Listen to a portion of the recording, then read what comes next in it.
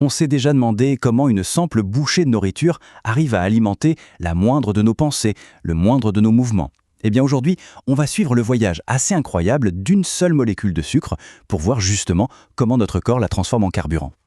Alors voilà notre feuille de route. On va d'abord s'intéresser à la monnaie énergétique de la cellule, puis on verra comment le sucre est cassé en deux.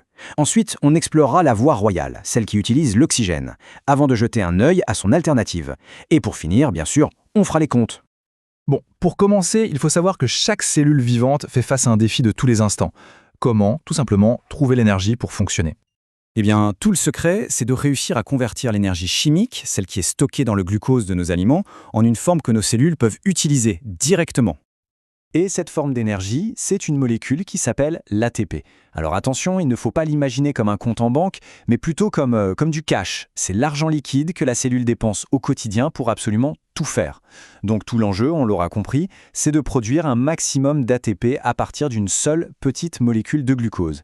Allez, voyons comment ça marche. Alors, notre voyage commence ici, dans le fluide principal de la cellule, qu'on appelle l'hyaloplasme. C'est là que se déroule la toute première étape de la transformation du sucre. Ce processus s'appelle la glycolyse. Et ce qui est fascinant, c'est que c'est un mécanisme hyper ancien qu'on retrouve chez quasiment tous les organismes vivants. Fait important, il n'a pas besoin d'oxygène pour fonctionner. C'est en quelque sorte le point de passage obligé pour produire de l'énergie. Ce qui est assez intéressant, c'est que pour démarrer tout ça, la cellule doit d'abord investir un peu d'énergie. C'est un peu comme une mise de départ, un petit pari, qui au final s'avère payant puisqu'elle récupère un petit bénéfice très rapidement.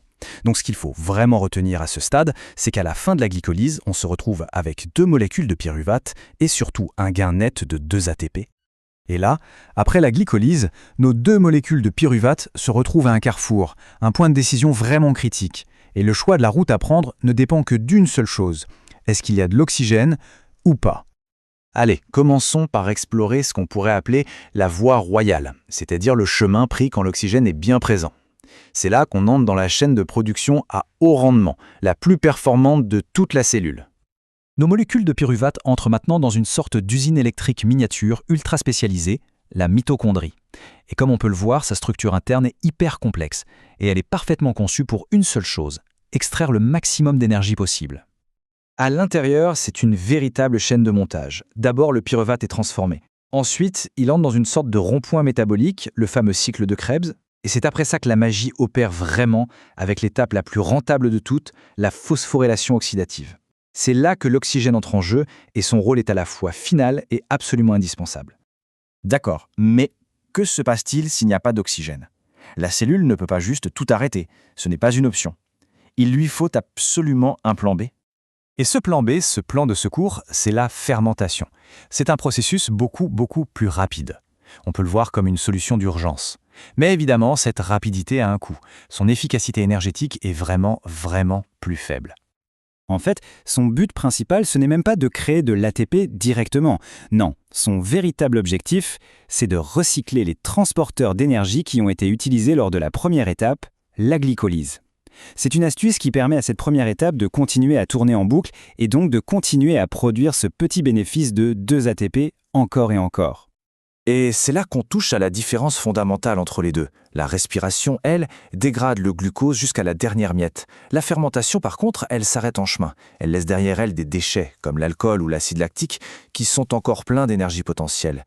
C'est de l'énergie qui est, en quelque sorte, gaspillée. Bon, après tout ça, il est temps de faire les comptes, le bilan final. Pour une seule et même molécule de glucose au départ, combien d'ATP est-ce qu'on obtient au final avec chaque méthode? Alors, si on prend la voie aérobie, la respiration cellulaire avec oxygène, une seule molécule de glucose peut générer jusqu'à 38 molécules d'ATP. C'est un rendement énorme. Maintenant, si on regarde la fermentation, eh bien le gain net, c'est seulement les 2 petites molécules d'ATP qu'on a obtenues tout au début pendant la glycolyse. C'est tout. La différence est tout simplement stupéfiante. On parle d'un processus, la respiration, qui est presque 20 fois plus efficace que l'autre.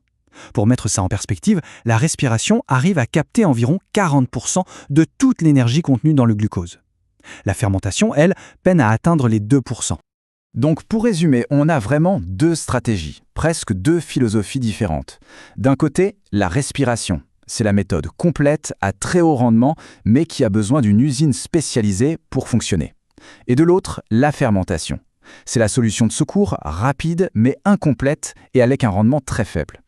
Au final, ce qu'il faut comprendre, c'est que ces deux systèmes, même s'ils sont très différents, sont tous les deux absolument vitaux. L'un nous donne l'endurance, le carburant pour les efforts de longue durée. L'autre, c'est la puissance explosive, le coup de boost pour les efforts intenses et courts.